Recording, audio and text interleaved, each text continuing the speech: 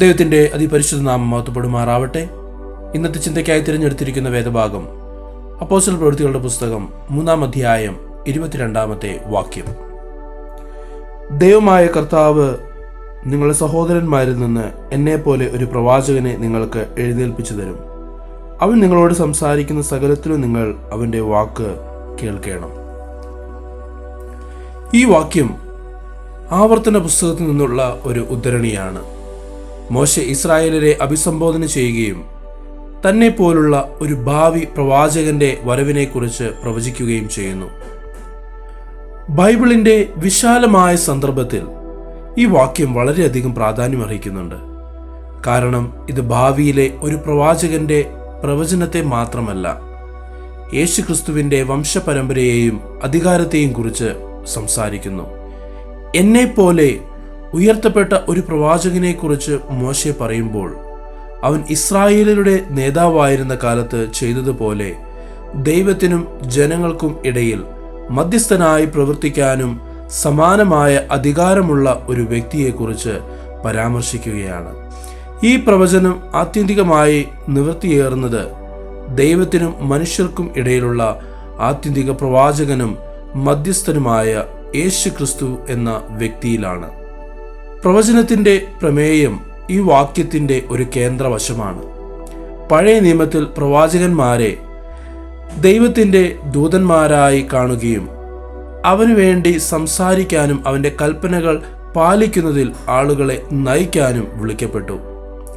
ഈ വാക്യത്തിലൂടെ ജനങ്ങൾക്ക് മാർഗനിർദ്ദേശവും ഉപദേശവും നൽകിക്കൊണ്ട് ഈ റോളിൽ തുടരുന്ന ഒരു പുതിയ പ്രവാചകന്റെ വരവിനെ മോശെ പ്രവചിക്കുന്നു.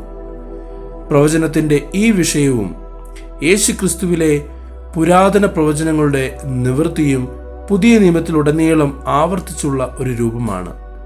ഇത് മനുഷ്യരാശിയെക്കുറിച്ചുള്ള ദൈവത്തിന്റെ പദ്ധതിയുടെ തുടർച്ചയും പൂർത്തീകരണവും പ്രകടമാക്കുന്നു. ഈ വാക്യത്തിലെ മറ്റൊരു വിഷയം ദൈവിക അധികാരത്തെക്കുറിച്ചുള്ള ആശയമാണ്.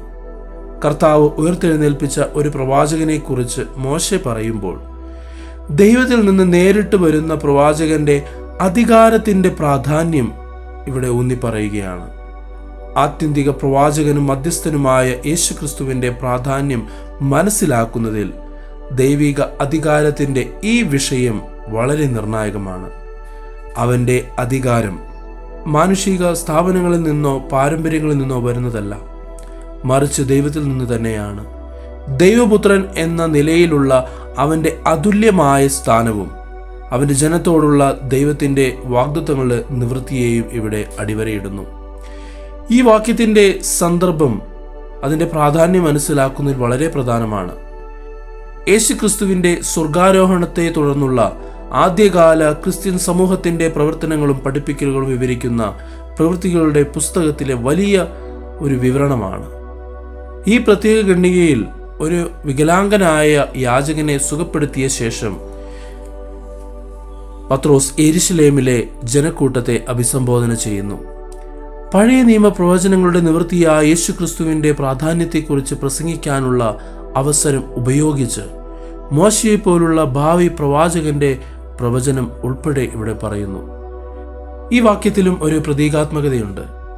പ്രത്യേകിച്ച് മോശയും ഭാവി പ്രവാചകനും തമ്മിലുള്ള താരതമ്യത്തിൽ ഈജിപ്തിലെ അടിമത്തത്തിൽ നിന്ന് ഇസ്രായേലരെ നയിക്കുന്നതിനും ജനങ്ങൾക്ക് നിയമം എത്തിക്കുന്നതിനും പേരുകേട്ട പഴയ നിയമത്തിലെ ഒരു കേന്ദ്ര വ്യക്തിയാണ് മോശെ. ഭാവി പ്രവാചകനെ മോശയോട് ഉപമിക്കുന്നതിലൂടെ ദൈവജനത്തെ നയിക്കുന്നതിനും ഈ പ്രവാചകൻ നിർണായക പങ്ക് വഹിക്കുന്നുണ്ട്. ചരിത്രത്തിലുടനീളമുള്ള ദൈവത്തിന്റെ പദ്ധതിയുടെ തുടർച്ചയെ ഊന്നിപ്പറയുന്ന ഭാവി പ്രവാചകന്റെ അധികാരവും പ്രാധാന്യവും മോശയുടേതിന് തുല്യമായിരിക്കുമെന്ന ആശയത്തെ ഈ താരതമ്യം ശക്തിപ്പെടുത്തുന്നു. അപ്പോസ്തല പ്രവൃത്തികൾ 3:22 പ്രവചനം, ദൈവിക അധികാരം, പഴയതിന്റെ പൂർത്തീകരണം എന്നിവയെക്കുറിച്ച് സംസാരിക്കുന്ന ഒരു സുപ്രധാന വാക്യമാണ്. ഈ വചനങ്ങളാൽ ദൈവം നിങ്ങളെ ഓരോരുത്തരെയും സമൃദ്ധിയായി അനുഗ്രഹിക്കട്ടെ. ആമേൻ.